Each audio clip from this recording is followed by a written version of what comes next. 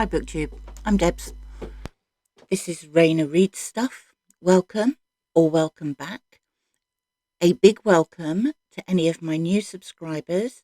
There seems to have been loads of you recently, which is lovely.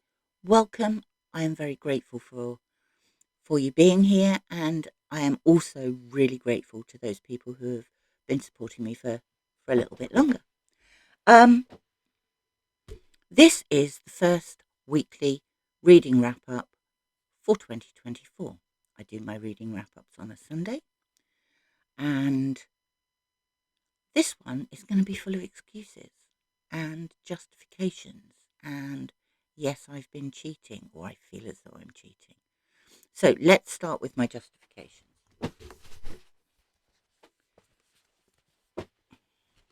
These are my justifications.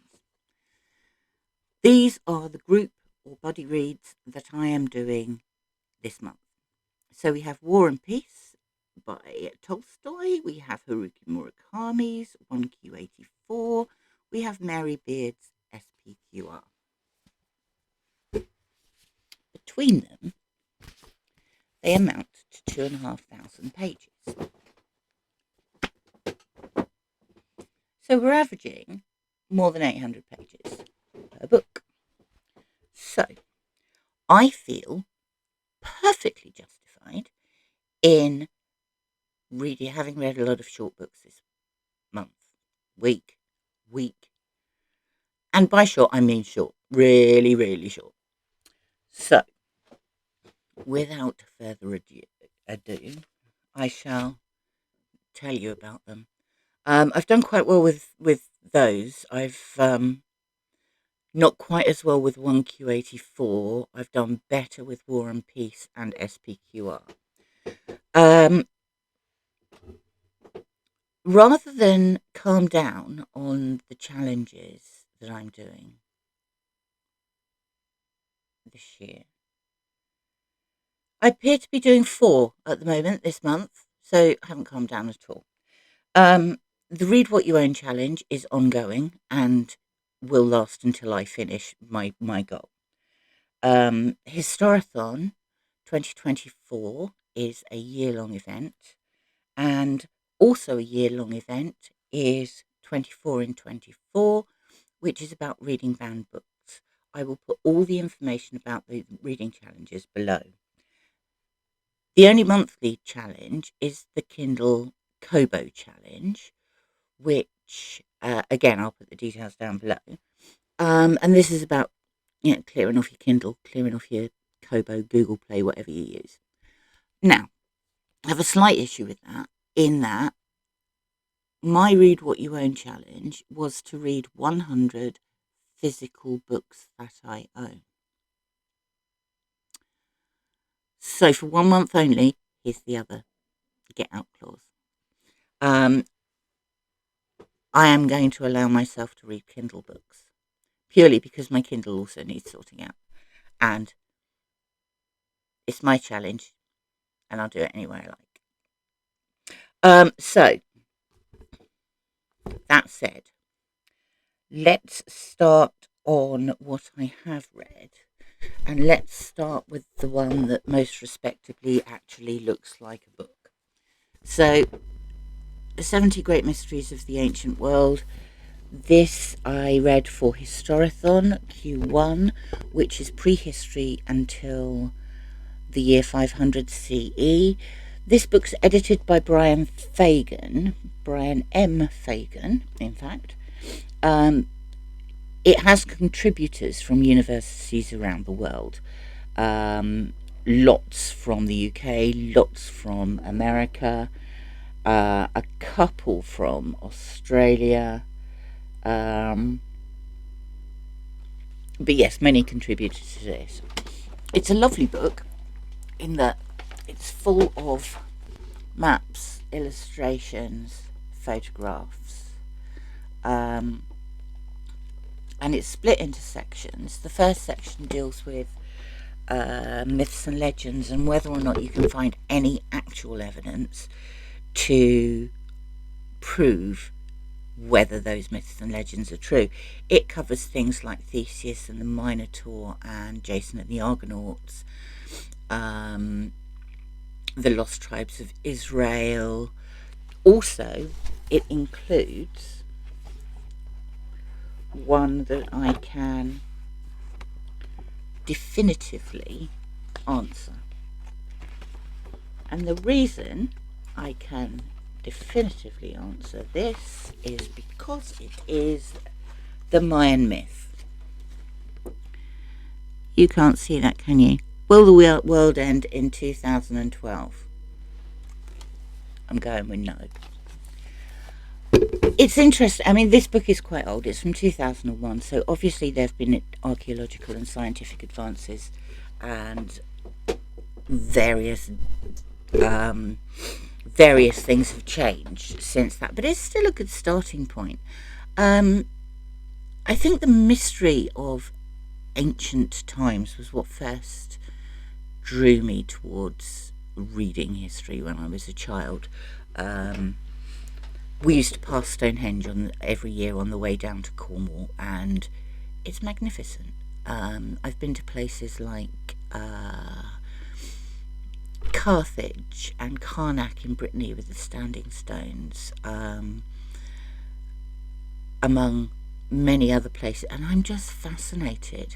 One of the nice things about that book as well is it includes a big section at the back about deciphering ancient writing, which is really interesting, and it absolutely fascinates me.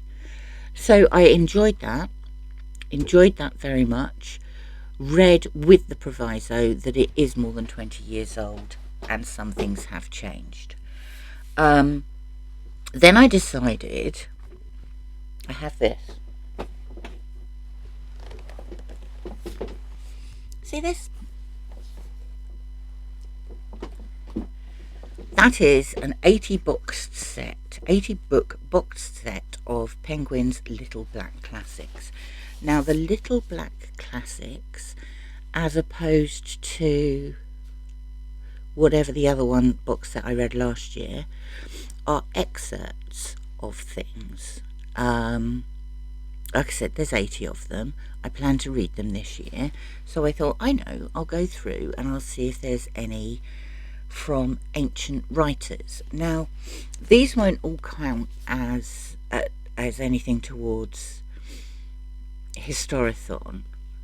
One will actually. This one will. Suetonius wrote the 12 Caesars, and this, like I say, is an excerpt. This is one Caesar. This is his work on Caligula, and it's taken from the translation of the 12 Caesars by Robert Graves, which was first published in 1957.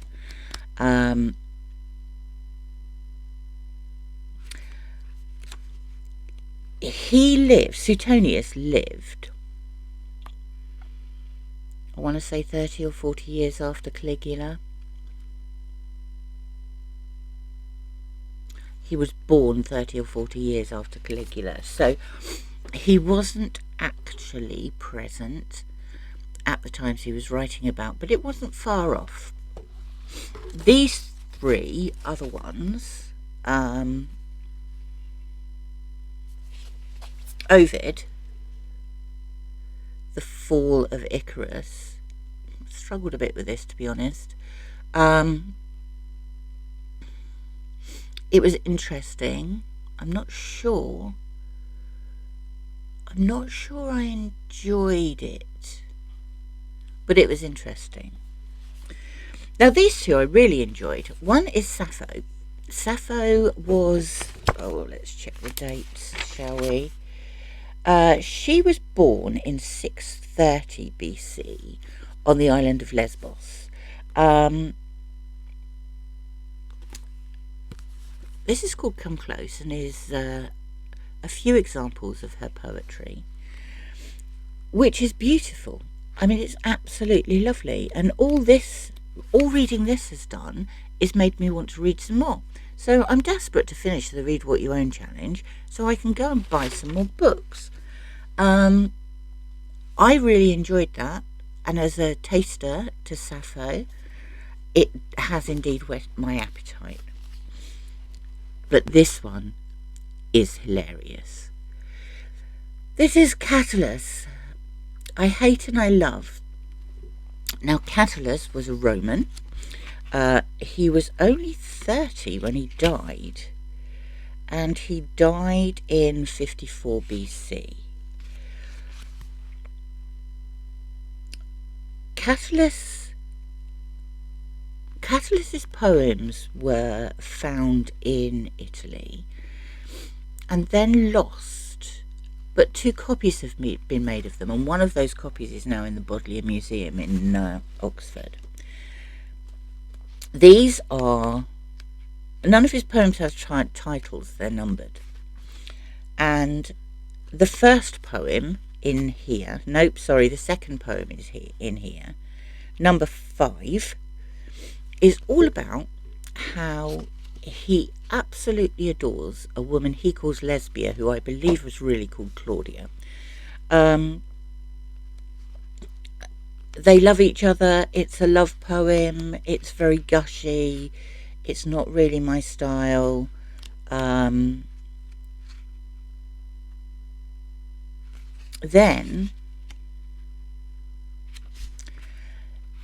Lesbia appears to have gone off with other women. Other men. Or maybe women as well, I don't know. But definitely other men. And and his poems then change into, well, they're just full of vitriol. They're hilarious, absolutely hilarious. I'm trying to find, it's a bit rude, number 58. Let's read number 58 because it's really short. Lesbia, our Lesbia, the same old Lesbia, Callias she whom Catullus once loved, more than himself and more than all his own, now loiters at the crossroads and in the back streets, ready to toss off the magnanimous sons of Rome. He's decided, because Lesbia doesn't love him anymore, that she's a prostitute. He calls her a tart in another one. I really want to read all of these. I really want to read all of those. So that's my read around Historathon. Let's move on to the Kindle and Kobo challenge, where I am also cheating. One of the prompts for this was to read the oldest book on your Kobo. Now, the oldest book on my Kobo just happens to be War and Peace, which is there. So I am counting that as a Kobo clean out, because once I've read it, I will clean it out of my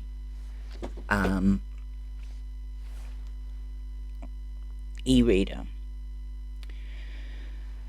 There's another one which is another prompt, which is, and it was free. And for that, I read Uncle Vanya by Chekhov. Now this is a play, so this fits in quite nicely with my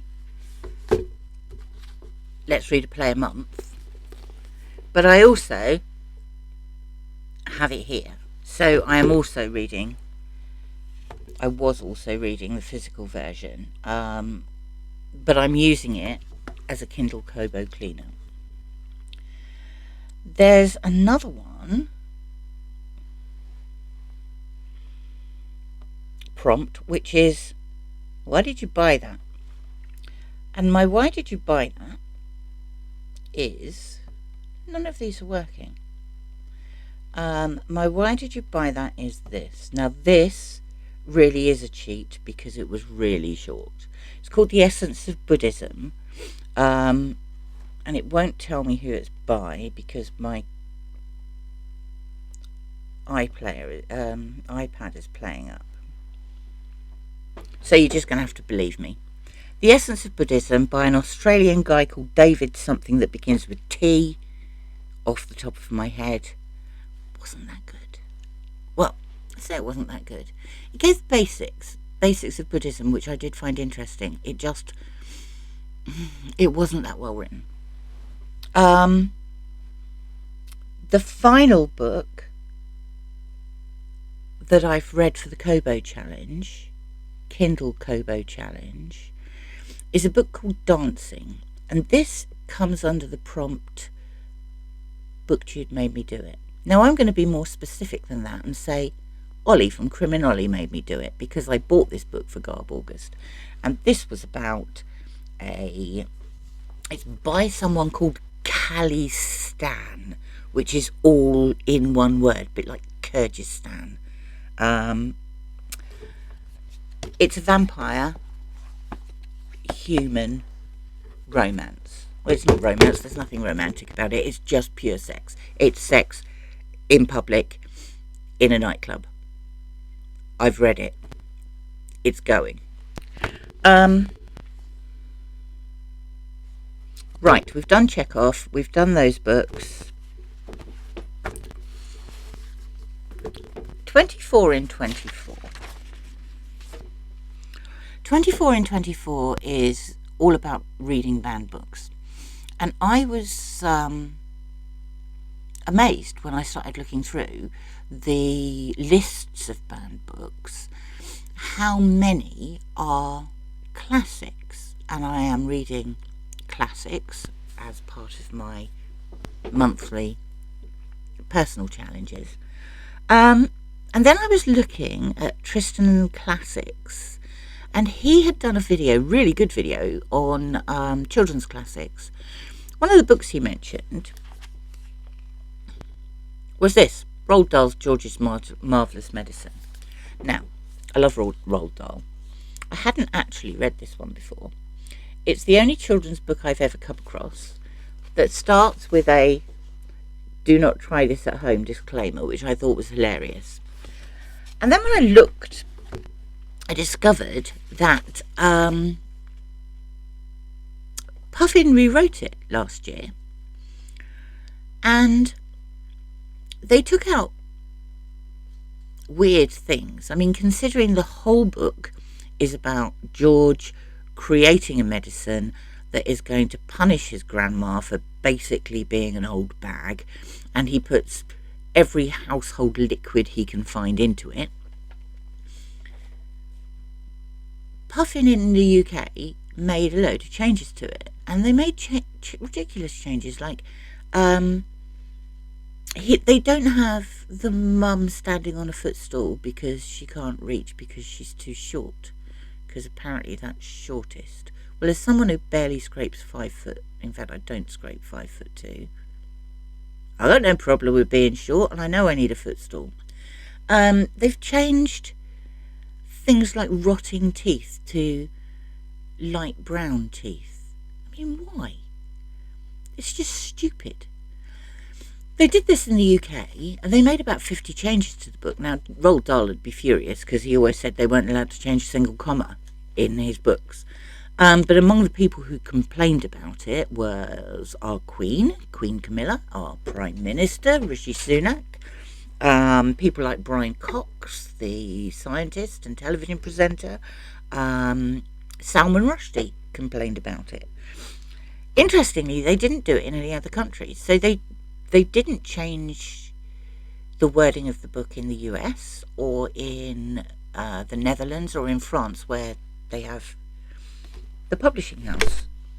So I was glad I read this. MJ, it's not a banned book, but you really can't go around changing books like that. As for the banned books, I'm actually currently in the middle of 1984. That's my first one.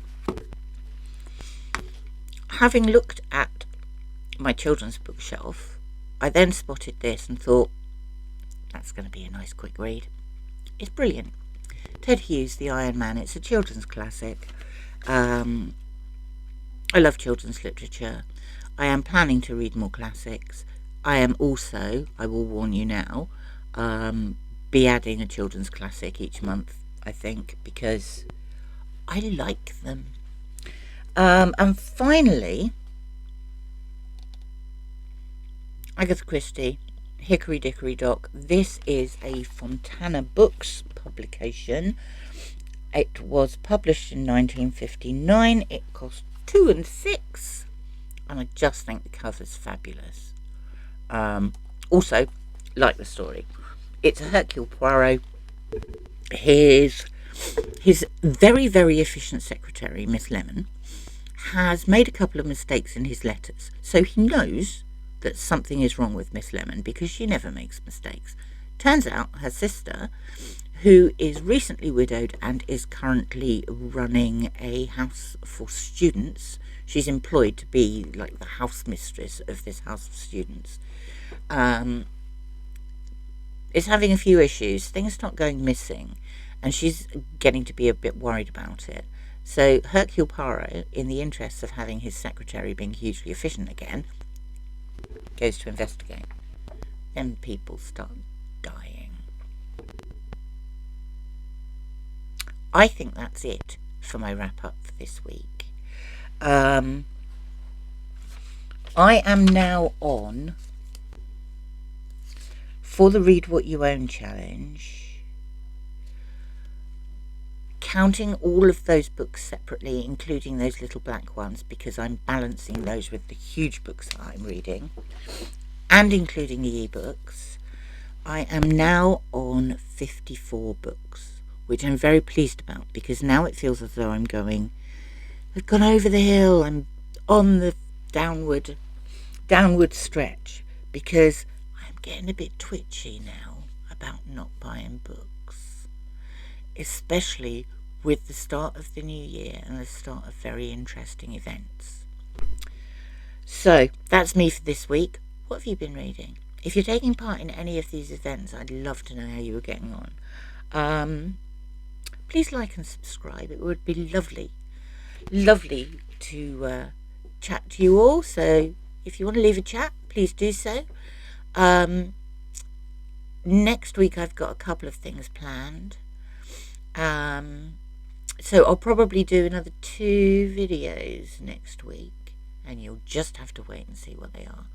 And then obviously my reading wrap-ups are always on a Sunday, because as far as I'm concerned, that's the end of the week. Have a lovely week yourselves. Happy reading. Thank you for popping by, and I will speak to you very soon. Bye for now.